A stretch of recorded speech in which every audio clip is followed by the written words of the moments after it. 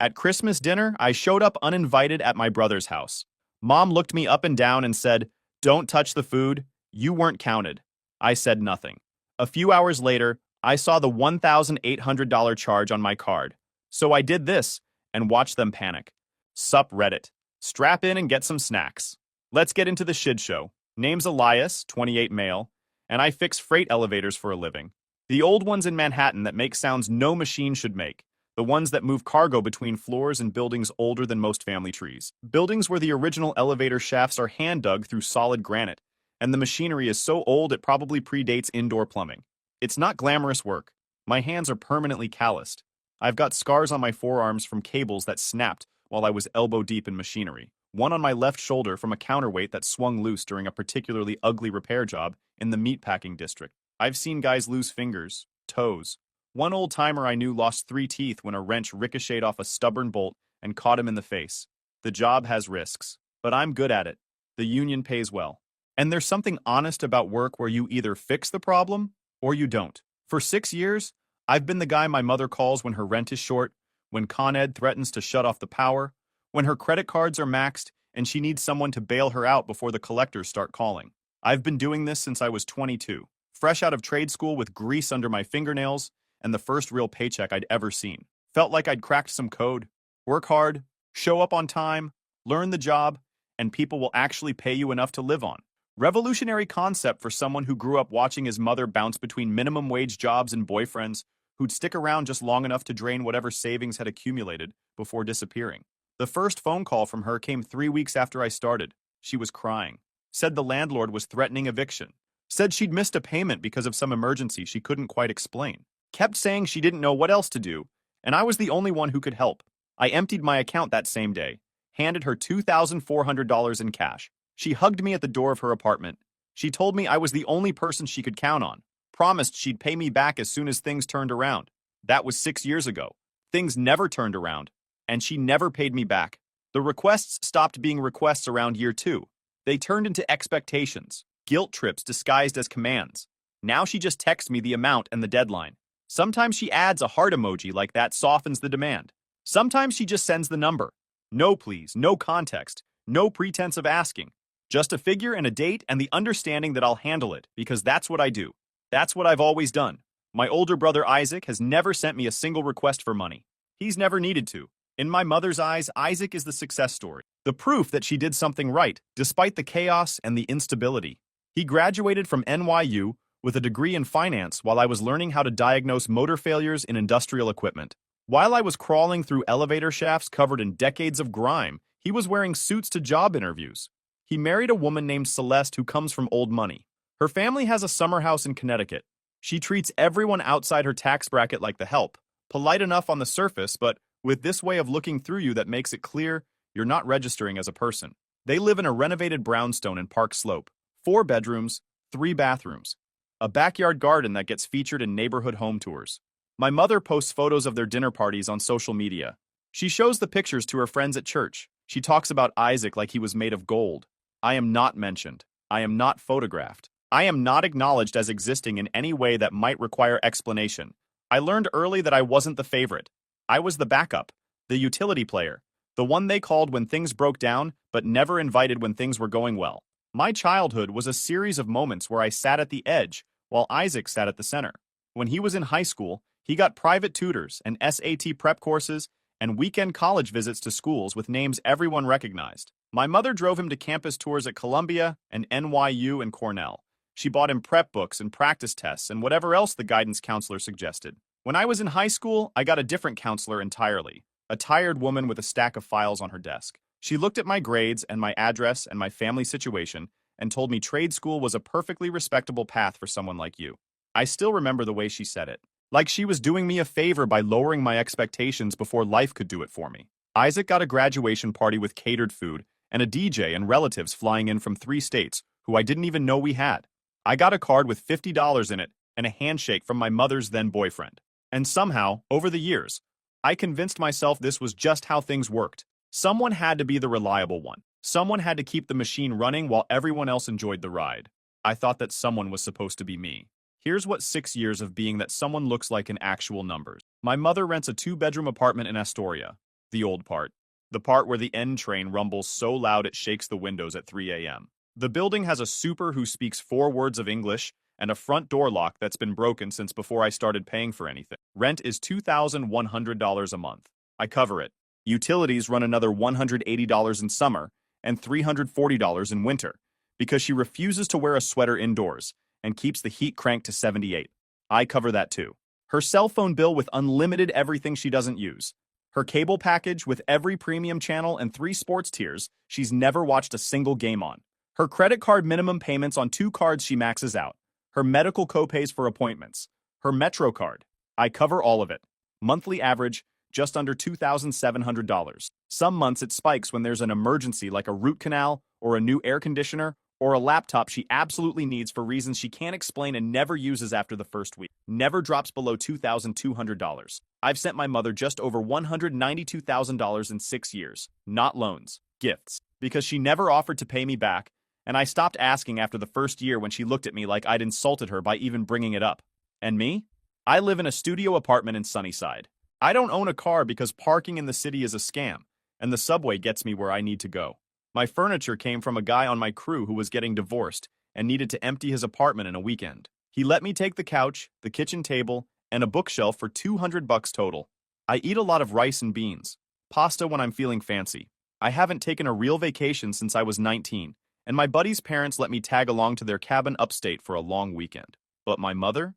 She eats out 3 times a week at restaurants, gets her hair done at the salon, buys herself jewelry for no reason, and clothes she wears once and then forgets about. Isaac knows about all of this.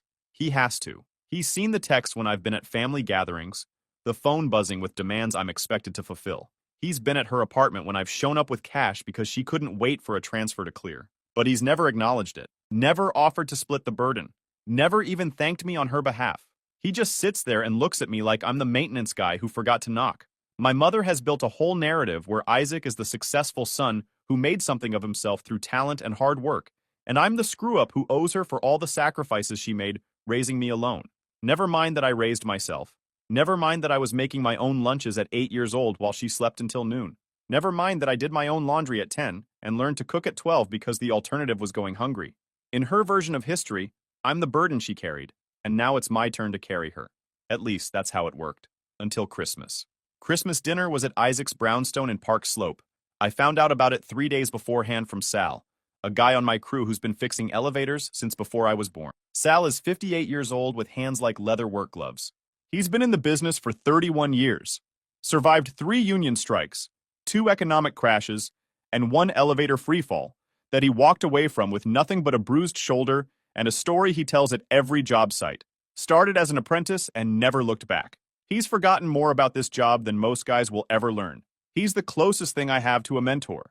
We work together 3 or 4 days a week, and he's taught me more about elevator repair than trade school ever did. Real knowledge you can only get from decades of doing the work. His wife, Rosa, runs in the same church circles as my mother. Small world. Queens is like that. Everyone knows someone who knows someone else. Rosa mentioned the Christmas dinner at their holiday service earlier that week. Said it sounded lovely. Said she'd heard they were hiring a private chef. A private chef. This part matters later. 3 months earlier, my mother had called me about a deposit for a catering company she wanted to book for some event she was vague about. Said she needed $400 up front or they wouldn't hold the date. Said she'd pay me back. Standard stuff. I paid it over the phone, gave them my card number, and forgot about it. The chef Isaac hired for Christmas dinner was from the same company. Same account. My card was still on file as the backup payment method. I didn't know this at the time. Didn't even think about it. Sal told me about the dinner over coffee before our shift. He had this look on his face. Testing something. I hadn't been invited. Not a phone call, not a text, not even a passive-aggressive mention that I could interpret as an opening. But I still showed up anyway. Isaac's brownstone sits on a tree-lined street where the garbage cans have brass handles. The houses all have stoops with wrought iron railings and holiday wreaths on the doors. I took the subway from Queens, transferred twice in stations, walked 8 blocks from the station in the cold weather, and stood on the stoop for a full minute before I knocked. The door was massive. Celeste answered. I watched her eyes go from my work boots, which I'd cleaned but couldn't make look new, to my jeans, to my jacket, with the grease stain I couldn't get out no matter how many times I washed it. She glanced back into the house like she was checking if anyone had seen me arrive. She stepped aside without saying a word and let me into a hallway that smelled like pine and cinnamon and expensive scented candles. Christmas music was playing from somewhere deeper in the house. I could hear laughter from the dining room, the kind that comes with comfort and not worrying about where your next meal is coming from or whether the check you wrote for rent is going to bounce. I walked toward the sound. The dining room was something out of a home design magazine. Long table with a white cloth, crystal glasses that caught the candlelight, silver utensils at every place setting. And at the center of it all, my mother, sitting at the head of the table like she'd bought the place herself, wearing a green velvet dress. There were 8 other people, Isaac at the opposite end from my mother, playing host, Celeste's empty chair next to his. Some friends of theirs I half recognized from social media photos, 2 couples. I stepped into the doorway. The laughter stopped like someone had pulled a plug. Every head turned toward me.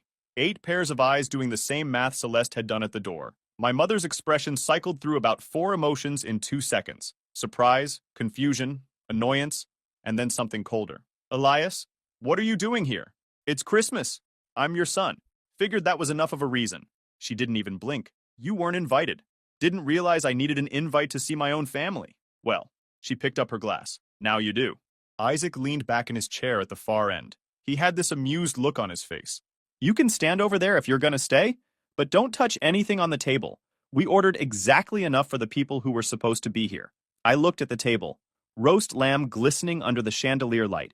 Rosemary potatoes. 3 kinds of sides. The works. Enough food to feed 20 people easily, and they were telling me there wasn't enough for 1 more plate. I didn't keep arguing. Didn't make a scene. Just stood there in the doorway while my mother picked up her glass and turned to one of Isaac's friends to continue whatever conversation I'd interrupted. Isaac smirked at Celeste, who had returned to her seat. The table slowly went back to normal, laughter resuming like I'd never walked in. I was invisible, standing 6 feet from a table full of people sharing a meal I'd indirectly paid for, and I was completely invisible. After maybe 2 minutes that felt like 20, I turned and walked out. I was 3 blocks away, hands shoved in my pockets, breath clouding in front of me, when my phone buzzed. Payment notification. $1,847 charged to my card at the catering company. Isaac had used the payment method saved on my mother's account, the one I'd put on file 3 months earlier for that deposit she'd asked for. He knew it was there. She'd probably told him. And he'd charged the entire Christmas dinner to my card, figuring I'd just eat the cost like I always did. He'd made me pay for a dinner I wasn't allowed to eat. Charged my card for the food they told me not to touch. In the same hour. I stood there on the sidewalk in Park Slope, cold biting through my jacket, staring at that notification until my screen went dark. Something clicked. The hurt turned into something sharper. Something I could actually use. I opened my banking app, found the pending charge, filed a dispute immediately. The charge flipped to pending review, and that was all I needed. Then, I walked to the subway and went home. That night, I sat there in my apartment for 3 hours. Didn't turn on the TV. Didn't check my phone for anything except that dispute notification sitting there like a receipt. Didn't eat even though I hadn't had dinner because I wasn't counted. Just sat there in the dark thinking about the last 6 years. Every payment. Every text with a number and a deadline. Every time I'd scrape together money I didn't have to give to someone who never said thank you. Eventually, I opened my laptop and started documenting. I went through 6 years of bank statements. Every transfer. Every payment. Every automatic withdrawal that went to an account that wasn't mine. I organized it by year, by category, by amount. Rent, utilities, credit cards, medical, random cash requests she never explained and I never questioned. Printed the whole thing out. 47 pages. Laid it all out like I was building a case against myself for being dumb enough to let it go on this long. $192,380. That's what the spreadsheet showed when I was done. 6 years of funding a life I wasn't allowed to be part of. 6 years of sacrifice that nobody had ever acknowledged. I saved the spreadsheet. Then I opened a new browser tab and started canceling things. First, the rent. I'd been sending her $2,100 every month through an automatic transfer. She told me that was what her rent cost. Logged into my bank, found the recurring payment, and deleted it. Saved the confirmation. Then the utilities. Con Ed, National Grid, Spectrum for her cable and internet. One by one, I removed my payment methods from every account she'd linked me to over the years. Some of them I didn't even remember setting up. Automatic payments running in the background like subscriptions I'd forgotten to cancel. Saved every confirmation email. Then the credit cards. She'd made me an authorized user on 2 of them so I could pay the minimums when she forgot, which was always. I called the automated lines, navigated the menus, and removed myself from both accounts. It took 4 hours. By the time I finished, the sun was coming up. My phone had buzzed a dozen times with texts from my mother. Where did you go? Why did you leave? Call me back. I need to talk to you about something important. I didn't respond to any of them. I met Sal at our usual diner near the Garment District job site the next morning. Place called Mike's, been there since the 70s, serves coffee that tastes like motor oil, and eggs that somehow always hit right. He was already in a booth by the window when I walked in, cup of black coffee in front of him, the sports section spread out on the table. The waitress knew us both by name, brought me coffee without asking. He looked up when I sat down. You look like a guy who didn't get any sleep last night. I told him everything. The Christmas dinner. Standing in the doorway while they ate. My mother's face when she told me I wasn't counted. The charge on my credit card for a meal I wasn't allowed to touch. The 6 years of payments I'd finally added up. The $192,000 that had disappeared into her life while I lived like I was broke. Sal listened without interrupting. He's good at that. When I finished, he folded the newspaper and set it aside. He looked at me for a long moment, and I could see him thinking about something. My old man was the same way, he said finally. Different details, same deal. Guy who just kept taking until there was nothing left to take. Treated me like a walking ATM. What did you do about it? Nothing. For 20 years, not a damn thing. Kept paying. Kept showing up. Kept thinking maybe one of these times he'd actually say thanks. He shook his head.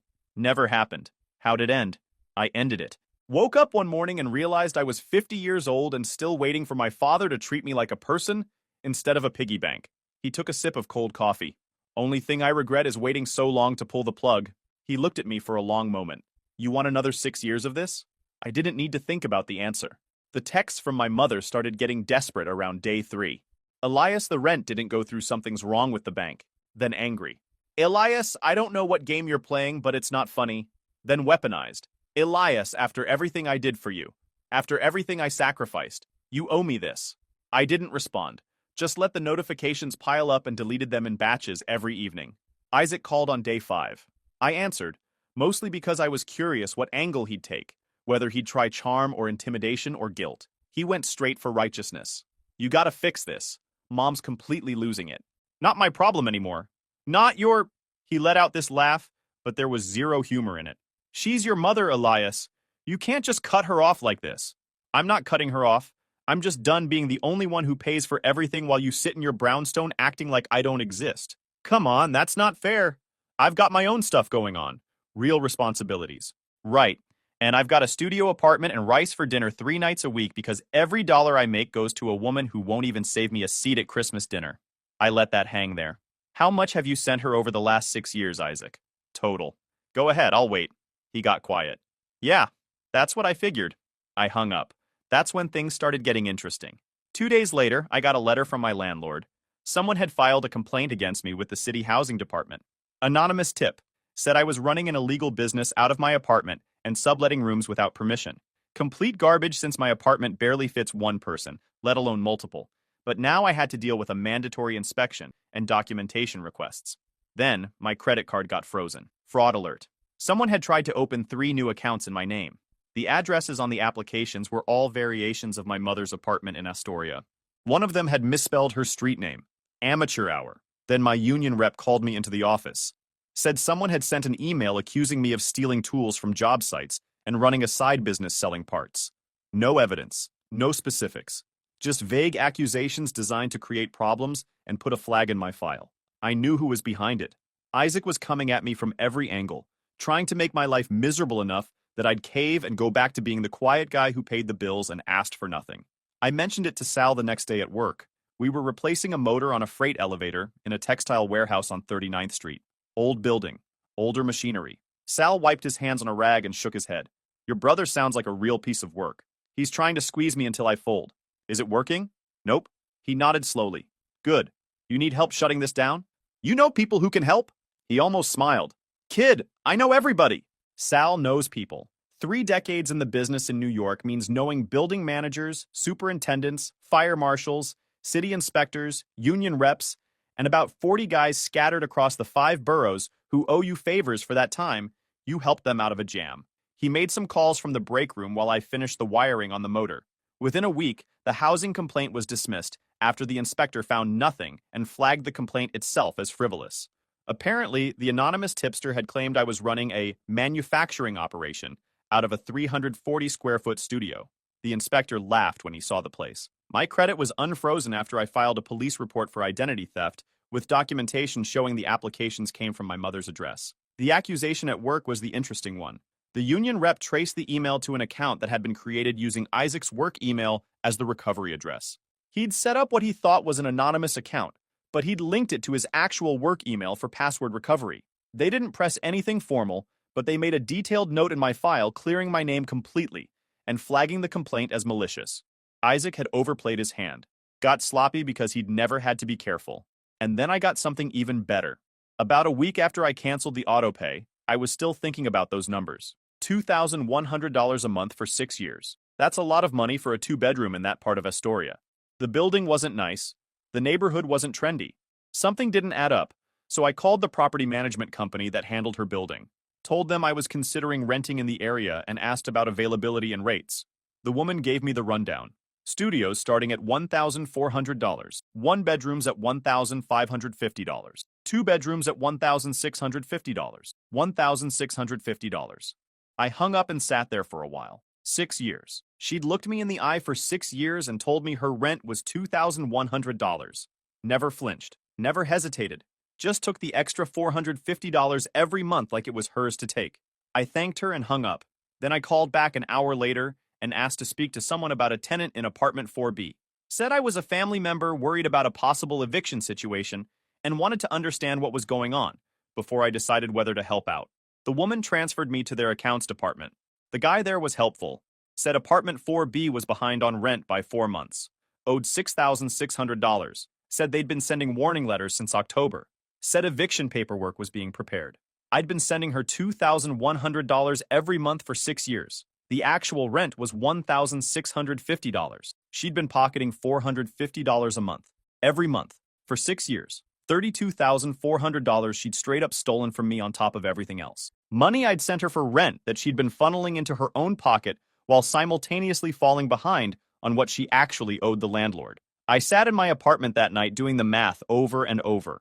$192,000 in payments, and $32,400 of that was the rent overage she'd been pocketing for herself.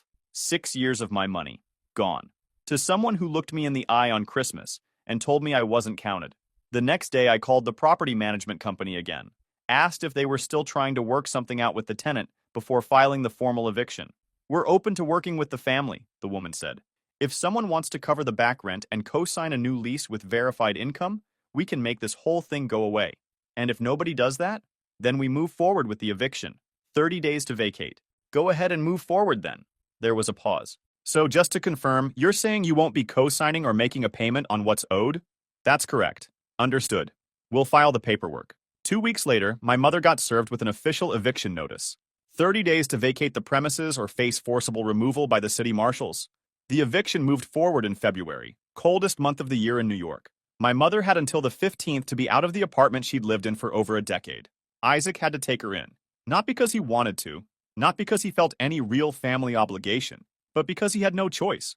Celeste's family was watching. Their social circle was watching. You can't let your mother become homeless when you live in a brownstone worth $2 million. Looks terrible.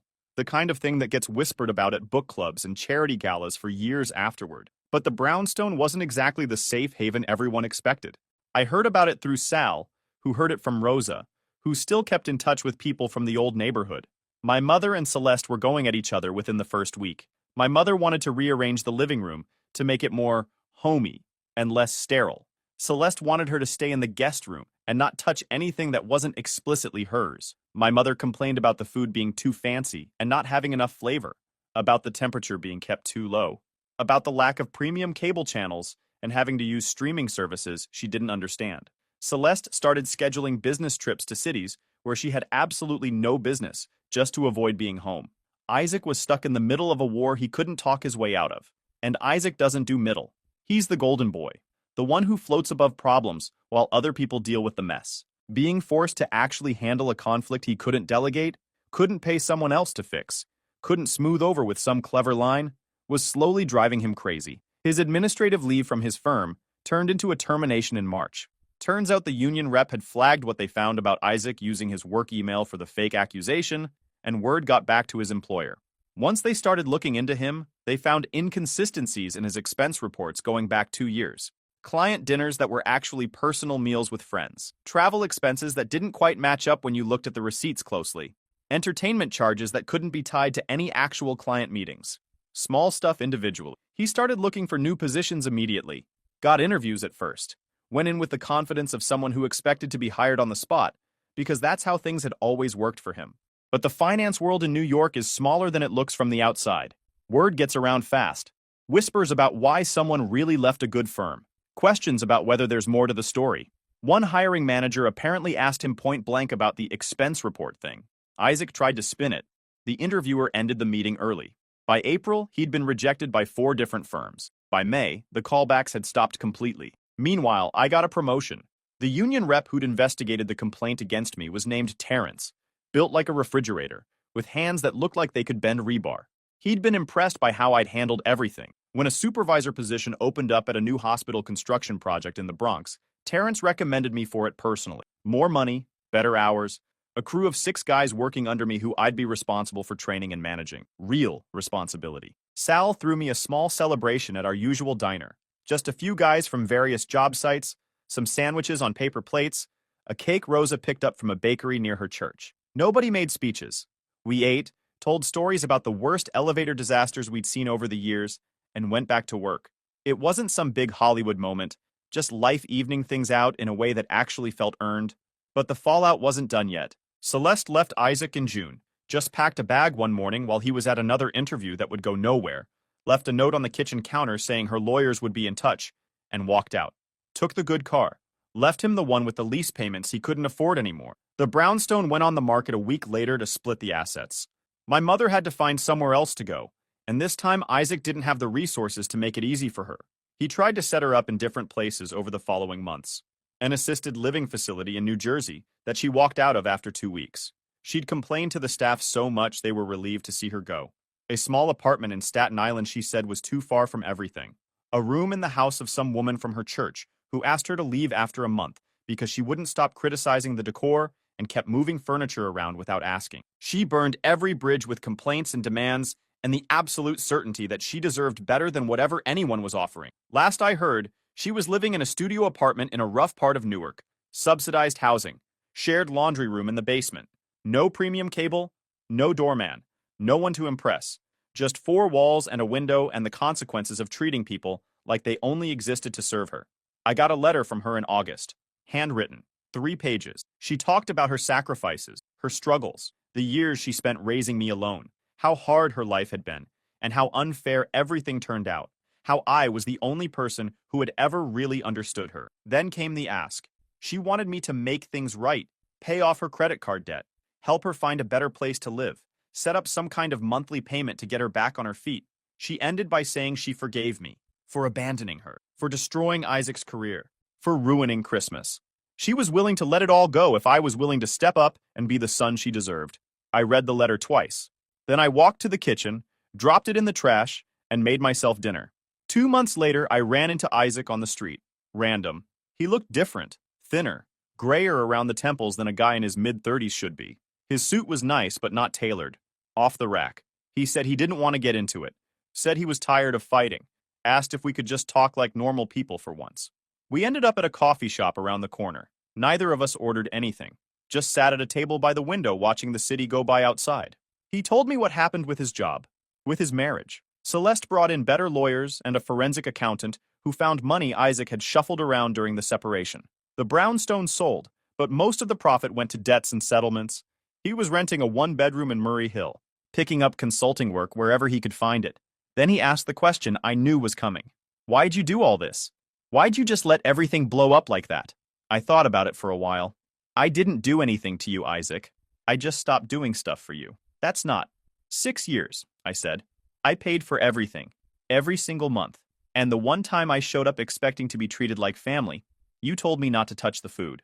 I looked at him. You charged my card for that dinner. While I was standing there in your doorway being told I wasn't counted, you were charging me for the whole meal. He didn't say anything. Everything that happened after that happened because none of you could keep things together without my money.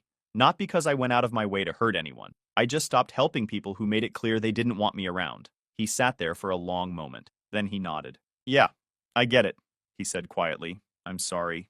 I looked at him. He meant it. Maybe for the first time in his life, he actually meant something he was saying to me. Yeah, you should be. Then I stood up, left a few bucks on the table, and walked out. I'm still fixing elevators. Still living in Sunnyside, though I upgraded to a one-bedroom last month. Real kitchen, actual closet, window that faces the street instead of a wall. I've got money in savings for the first time in my life, thinking about buying a used car so I can take weekend trips upstate. I don't talk to my mother anymore. Don't plan to. Some people are just ongoing projects you pour yourself into forever, and the smartest move is figuring out when it's time to walk off the job. Isaac and I exchange texts once in a while, not pretending we're tighter than we actually are. Just quick check-ins. He's working at a smaller firm now. Less prestige, less money. I spent 6 years paying my way into a family that didn't want me, trying to buy acceptance, trying to earn love from people who weren't capable of giving it.